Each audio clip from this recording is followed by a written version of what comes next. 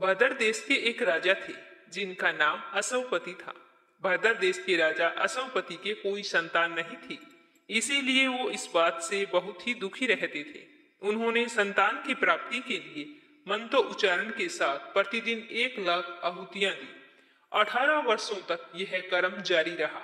इसके बाद सावित्री देवी ने प्रकट होकर वरदान दिया कि हे राजन, तुझे एक तेजस्वी कन्या पैदा। इस तरह के वचन सुनकर राजा अश्वपति बहुत ही खुश हुए। 9 महीने बाद उनके घर बहुत ही सुंदर कन्या ने जन्म लिया।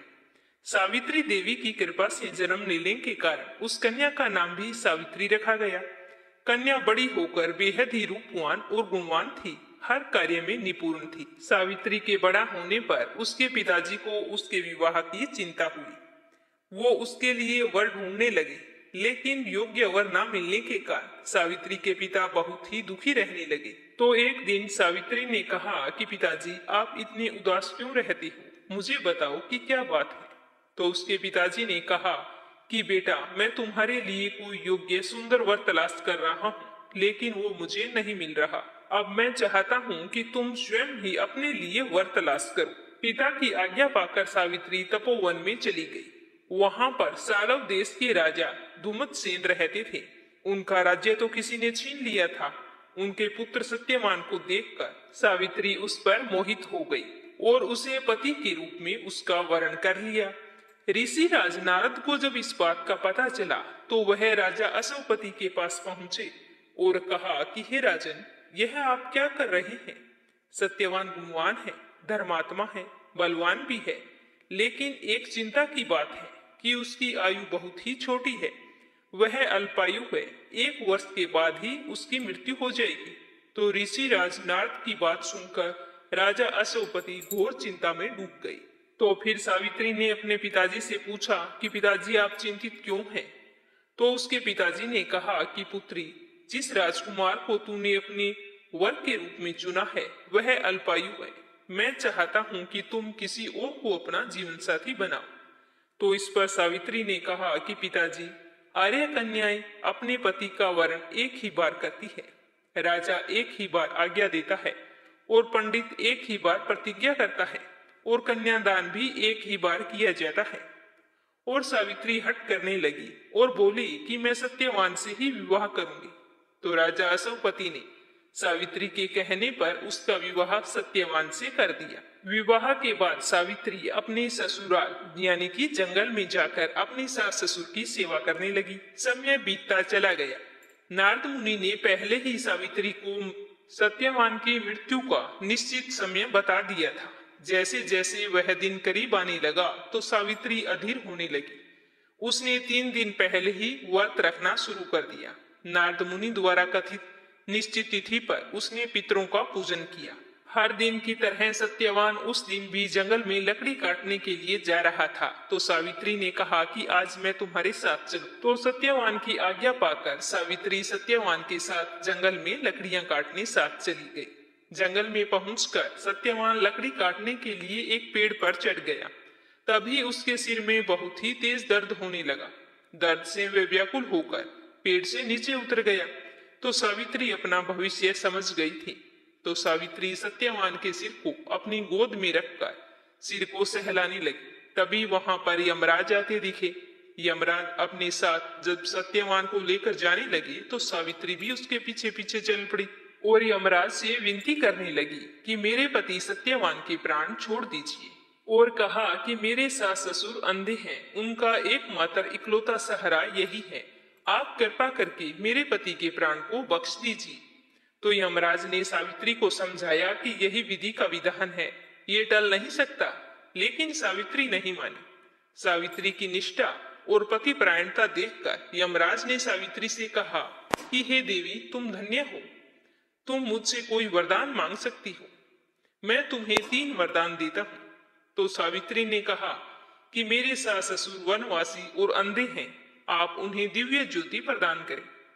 तो यमराज ने कहा कि ऐसा ही होगा, अब तुम लौट जाओ। लेकिन सावित्री तो अपने पति सत्यवान के पीछे पीछे चलती ही रही। तो यमराज ने देखा तो कहा कि देवी, तुम वापिस चली जाओ। तो सावित्री ने कहा कि भगवान, मुझे अपने पति देव के पीछे चलने में कोई परेशानी नहीं है, पति के पीछे चलना मेरा कर्तव्य है। तो यह सुनकर यमराज ने कहा कि अब तुम दूसरा वरदान मांगो और फिर वापिस चली जाना। तो सावित्री बोली कि मेरे ससुर का राज्य छीन गया है, आप कृपया करके पुनः वापस दिला दें। तो यमराज ने सावित्री को यह वरदान भी दे दिया और कहा कि अब तुम लौट जाओ। लेकिन सावित्री तो फिर भी पीछे पीछे चलती रही। तब यमराज ने सावित्री को तीसरा वरदान मांगने को कहा और कहा कि वरदान मांगने के बाद तुम्हें वापस जाना ही होगा। तो सावित्री ने कहा ठीक है। इस पर सावित्री ने 100 संतानों और सौभाग्य का वरदान मांगा। तो यमराज ने इस बार भी वरदान सावित्री को दे दिया। और जैसे ही यमराज सत्यवान के प्राणों को लेकर चलने लगा तो सावित्री तो फिर पीछे पीछे चलने लगी। तो यमराज ने कहा कि अब पीछे आने का क्या कारण है, मैं तुम्हें तीनों वरदान दे चुका हूँ, अब तुम वापिस चली जाओ। तो सावित्री ने यमराज से कहा कि प्रभु, मैं एक पतिव्रता पत्नी हूँ और आपने मुझे पुत्रवती होने का आशीर्वाद दिया है। जब आप मेरे पति के प्राणों को ले जाएंगे तो मैं 100 संतानों को जन्म कैसे दूंगी। यह सुनकर यमराज को सत्यवान के प्राण छोड़ने पड़े और यमराज वहां से अंतर्ध्यान हो गए। सावित्री उसी वट वृक्ष के पास आ गई जहां उसके पति का मृत शरीर पड़ा था और देखते ही देखते सत्यवान जीवित हो गया और उठकर बैठ गया। दोनों खुशी खुशी अपने राज्य की ओर चल पड़े। दोनों जब घर पहुंचे तो देखा कि माता पिता को दिव्य ज्योति प्राप्त हो गई है और खोया हुआ राज्य भी मिल गया है। इस प्रकार सावित्री और सत्यवान लंबे समय तक अपने समस्त सुखों का भोग करते रहे। इसीलिए हर औरत को पतिव्रता सावित्री की तरह अपने पूरे परिवार के सकुशल होने की कामना को लेकर इस व्रत को शुरू करना चाहिए, ताकि हर औरत को अखंड सौभाग्य और सुख समृद्धि का आशीर्वाद मिले। तो इस तरह वट सावित्री का व्रत रखकर इस दिन कथा को अवश्य सुनना चाहिए। कथा सुनने से उपासक के वैवाहिक जीवन या जीवन साथी की आयु पर आई हुई किसी तरह की समस्या हो तो वो टल जाती है।